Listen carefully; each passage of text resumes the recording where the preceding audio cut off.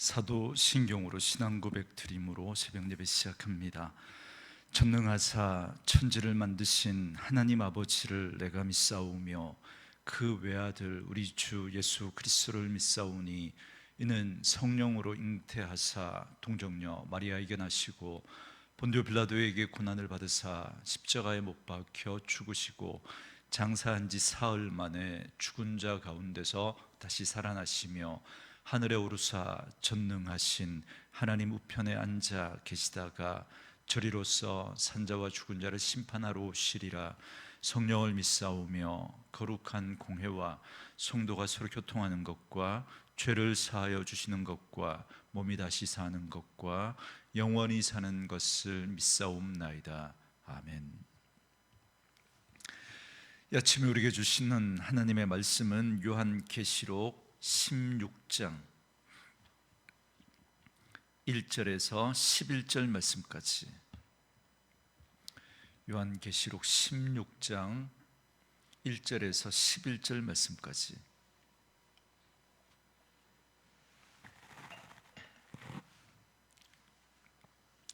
말씀 찾으셨으면 한 목소리로 같이 읽습니다.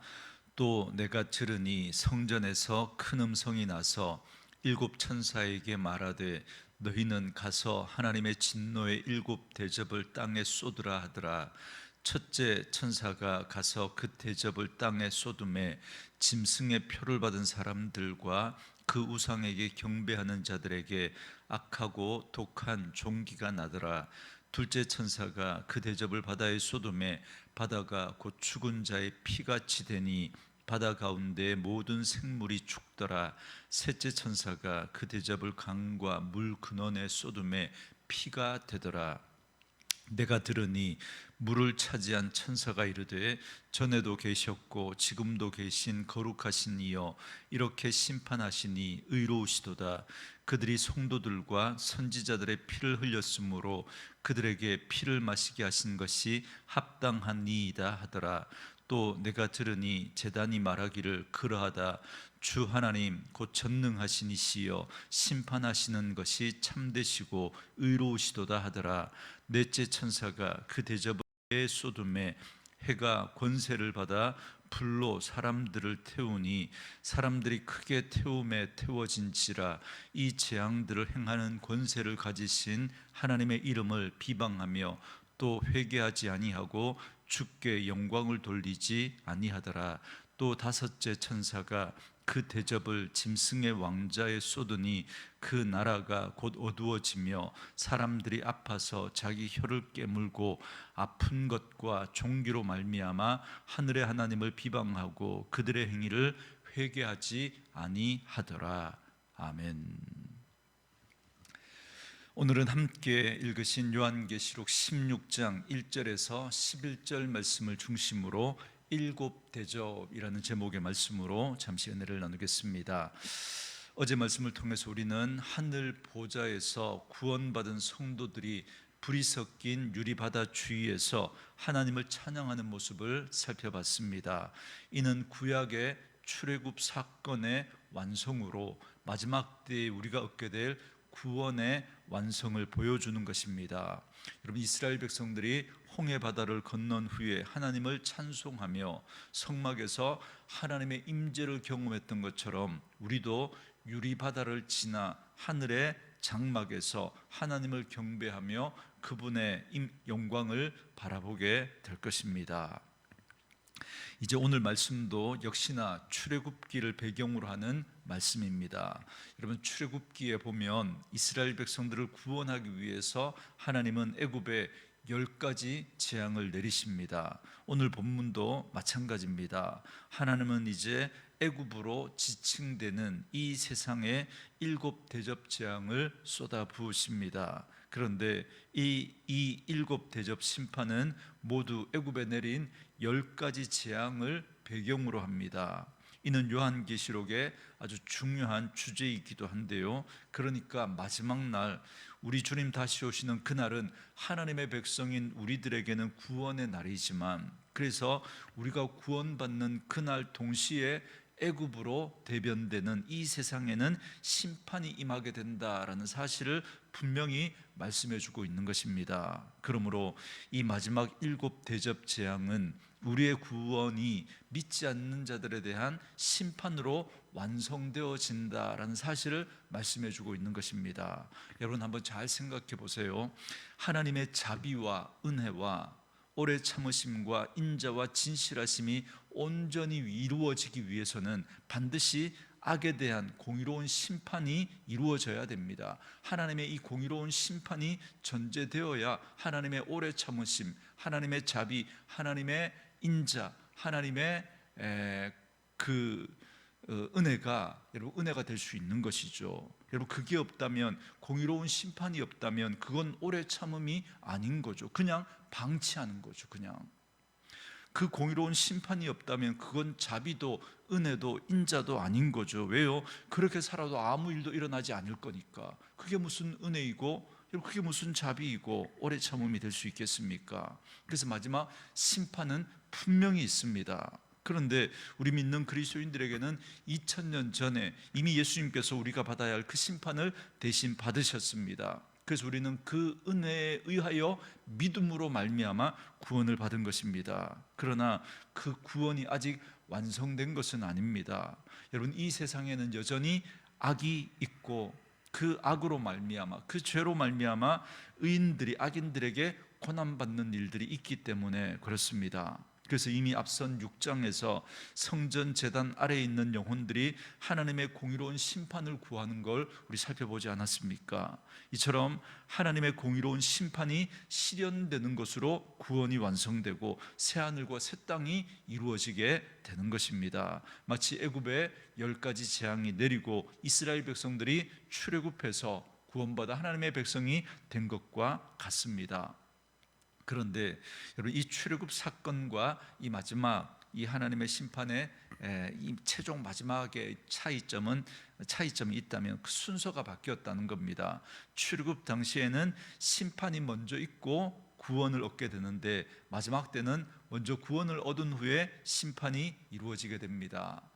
물론 이게 이렇게 딱 이걸 뭐 그냥 두부 딱 끊듯이 이렇게 딱 끊어서 이렇게 뭐 말할 수 없는 그런 측면이 분명히 있습니다만, 여러분 구원받은 우리들은 마지막 때에 그 재앙을 우리도 그런 하나님의 그 심판 가운데 그런 고난을 우리도 겪게 됩니다. 여러분 그래서 하나님의 재앙이 여러분 어떻게 나타난다 그랬죠? 첫 번째 일곱 인의 재앙으로, 두 번째 7 나팔의 재앙으로, 세 번째 마지막 이 7 대접 재앙으로 나타나죠. 그러면서 점점 더 그 하나님의 심판이 점점 더 점진적으로 이렇게 심화되어지고 확대되어진다라는 걸 우리가 이미 이렇게 말씀드렸습니다. 그런 과정 속에서도, 그런 과정으로 본다면 우리는 그 고난을 우리도 받게 됩니다. 그 마지막 하나님의 그 심판의 그 무시무시한 그 고난을 우리도 겪게 되지만, 그러나 처음에는 4분의 1이, 그리고 그 다음에는 3분의 1이, 마지막에는 완전히 그런 모두가 다 그 심판을 받게 되는, 그래서 모두가 다 심판을 받게 되는 그런 모습들을 보지 않습니까? 그런 측면에서 보면 우리 하나님을 믿는 사람들은 그 마지막 7 대접의 그 마지막 그 재앙은 우리가 겪지 않게 될 것입니다. 그러니까 극심한 그런 재앙으로부터는 우리가 구원받습니다. 여러분 처음 인의 재앙 그리고 나팔 재앙에서는 4분의 1, 3분의 1 이제 그렇게 날아가잖아요. 마지막에는 다 날아갑니다. 다.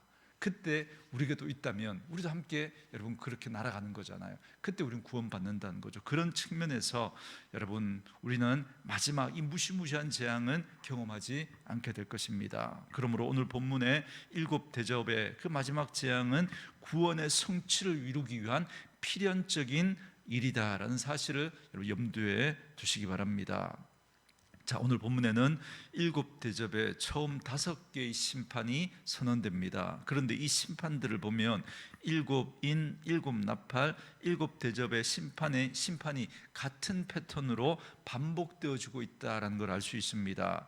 여러분 7개의 심판, 여러분 인의 재앙도 마찬가지고 나팔 재앙도 마찬가지고 이 대접 재앙도 마찬가지고 처음 4가지 심판은 자연계에 대한 심판입니다. 그리고 뒤에 세 가지 심판은 영적인 존재에 대한 심판입니다. 이는 하나님의 심판이 완전하고 완벽함을 말해줍니다. 하나님의 심판은 이 물질 세계에만 국한되는 것이 아니라 영적인 세계까지 이른다라는 사실을 보여줍니다. 그러면서 그 심판의 과정이 점진적으로 그 심판이 더욱더 강해지고 확대되어짐을 보여주는 것입니다. 그래서 인해 재앙에서 말씀드린 것처럼 4분의 1이 날아가고, 나팔 재앙에서는 3분의 1이 날아가고, 마지막 대접 재앙에서는 모든 것이 다 날아갑니다. 그래서 온 세상에 크고 무서운 진노가 임하게 되는 것입니다. 그러면 오늘 우리가 눈여겨봐야 할 것은 뭐냐면, 하나님이 행하시는 일에 대한 천사들과 사람들의 반응입니다. 이걸 여러분 주목해서 보셔야 됩니다. 본문 1절부터 4절까지에 보면 첫째 대접에서부터 셋째 대접까지의 진노가 쏟아집니다. 첫째는 악성 종기, 두 번째는 바다가 피같이 변하고, 세 번째는 강과 물의 근원이 피로 변합니다. 마치 애굽의 나일강이 피같이 변한 것처럼 이 땅의 모든 물이 피로 변해서 마실 수가 없게 되고, 그 안에 모든 생명들은 다 죽고 맙니다. 여러분 5절부터 또 7절에 보면 이 일에 대한 천사들과 제단의 반응이 나옵니다. 그 반응이 뭐냐면 이 일이 합당하고 의롭다라는 것입니다. 여러분, 우리는 하나님의 심판에 대해서 결코 하나님이 불의하다라고 하거나 아니면 하나님이 너무 잔인하시다 이렇게 말할 수 없습니다. 하나님께서 이렇게 행하시는 것은 지극히 정당하고, 오늘 천사와 제단이 말하는 것처럼 여러분, 하나님의 이 공의로운 심판 앞에서 여러분, 이게 잘못되었다고, 하나님이 불의하다고, 이거 너무 잔인하다고 그렇게 말할 수 없다는 거죠. 천사들과 제단은 이 일이 합당하다, 하나님이 행하시는 이 일이 지극히 정당하다고 말합니다. 여기서 제단은 우리가 앞서 살펴봤던 것처럼 제단 아래의 순교자들을 말합니다. 그렇기 때문에 여러분, 하나님께서 마지막 재앙을 이토록 크고 무섭게 내리는 것에 대해서 도저히 이해되지 않는다면 한번 반대로 생각해 보시기 바랍니다. 여러분, 기독교 2000년 역사 동안에 수많은 성도들과 선지자들이 무고한 피를 흘려야만 했습니다. 그런데 그들을 박해하고 하나님을 끝까지 거역한 자들에 대해서 하나님이 침묵하신다면 여러분, 오히려 그것이 불의하고 오히려 그것이 공평하지 않은 것 아니겠습니까? 우리가 혹시 하나님이 행하시는 그 심판이 불공평해 보이고 너무하다 싶어 보이고 그래서 중립을 지키고자 한다면 우리는 오히려 악을 옹호하게 되고 맙니다. 여러분, 잘 생각해 보세요. 그리고 교회는 분명히 정치적으로 중립을 지켜야 합니다. 그러나 정치적인 중립을 지킨다고 하면서 악에 대해서 침묵하는 것은 잘못입니다. 우리 한국교회가 그 부분에 있어서 너무너무 잘못했던 것이죠. 오히려 자기 어떤 정치적인 성향에 따라서 그런 것들은 막 이야기하면서 오히려 악에 대해서는 침묵했던 그런 역사를 우리 한국교회가 가지고 있지 않습니까? 그건 옳지 않은 겁니다. 그렇기 때문에 우리가 불의를 미워하고 분노한다면 하나님이 행하시는 의로운 심판 앞에 하나님을 경배하지 않을 수 없을 것입니다. 그러나 만약 우리가 불의의 편에 서 있다면 하나님이 행하시는 심판이 불합리하게 느껴질 겁니다. 우리가 불의의 편에 서 있다면 한번 잘 생각해 보세요. 우리가 만약에 출애굽한 이스라엘 백성들이라면 하나님이 애굽에 내리시는 그 재앙에 대해서 여러분 결코 그것이 잘못되었다고 거기에 대해서 불평하시겠습니까? 그렇지 않죠. 그러나 애굽 백성들은 하나님을 원망하고 불평하지 않았겠습니까? 잘 생각해 보세요. 여러분은 어느 편에 속했습니까? 구원받은 하나님의 백성 편입니까? 아니면 애굽으로 대변되어지는 세상에 속한 자입니까? 그러므로 계속해서 말씀드리지만 하나님의 심판에 대해 내가 어떤 생각을 갖고 있는가가 내가 하나님 나라에 속한 백성인지 세상에 속한 백성인지가 판별됩니다. 여러분, 하나님이 행하시는 공의로운 심판에 대해서 여러분 거기에 대해서 불의하다는 생각이 들고 거기에 대해서 못마땅한 그런 생각이 든다면 여러분, 내가 하나님의 백성의 그 편에 속한 게 아닌 거죠. 세상에 속한 거죠. 그래서 천사와 제단의 반응과 다르게 하나님의 심판에 대해서 세상에 속한 자들의 반응이 어떻게 나옵니까? 여러분 9절에 보시면 사람들이 크게 태움에 태워진지라 이 재앙들을 행하는 권세를 가지신 하나님의 이름을 비방하며 또 회개하지 아니하고 주께 영광을 돌리지 아니하더라 그럽니다. 그리고 10절과 11절에 다섯 번째 대접이 쏟아질 때도 역시 사람들은 질병과 종기로 고통스러워하면서 이로 인해서 오히려 하나님을 비방하고 회개하지 않습니다. 나팔 재앙 때에도 그래도 얼마간의 사람들이 회개하는 일들이 있었지만 다 날아간 게 아니잖아요, 그죠? 그래서 얼마간의 사람들은 회개하고 돌아오는 일들이 있었지만 마지막 대접 재앙에는 사람들이 회개하는 일들을 결코 찾아볼 수 없습니다. 왜냐하면 택함받은 백성들은 이미 주의 보좌 그 유리바다 옆에 있기 때문에 그렇습니다. 이제 이 땅에 남은 자들에게는 철저한 진노와 재앙만이 남아있는 것입니다. 그들은 하나님의 무시무시한 재앙을 눈으로 직접 보면서도 결코 회개하지 않습니다. 그들이 얼마나 하나님을 싫어하고 대적하는 자들인지가 여러분 분명하게 드러나는 것입니다. 이처럼 하나님이 택한 사람인지 아닌지는 하나님의 심판에 대해서 어떤 반응을 보이는가라는 걸로 여러분 알 수가 있습니다. 그러므로 우리는 이 마지막 심판이 다가오기 전에 우리는 회개하고 하나님의 은혜를 깨달아야 합니다. 성경은 그래서 보라 지금은 은혜 받을 만한 때요 보라 지금은 구원의 날이로다 이렇게 말씀하십니다. 우리 주님 언제 오실지 그날과 그 시를 우리는 알 수 없지만 주님은 오래 참고 기다리시며 우리가 다 하나님께 회개하고 하나님 앞에 나와 경배하기를 원하고 계십니다. 그렇다면 이제 우리는 소속을 분명히 해야 합니다.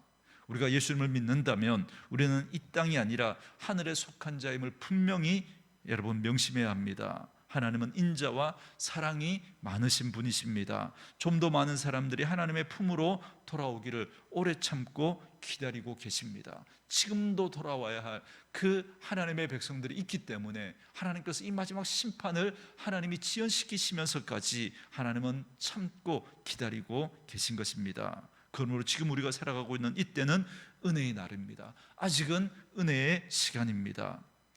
이때는 우리가 하나님을 알고 하나님이 행하시는 일인 그러나 마지막 때가 되면 하나님이신 줄을 분명히 알고 또 하나님이 행하시는 일인 줄 알면서도 하나님을 비방하고 하나님을 대적하게 될 것입니다. 그러므로 오늘 우리는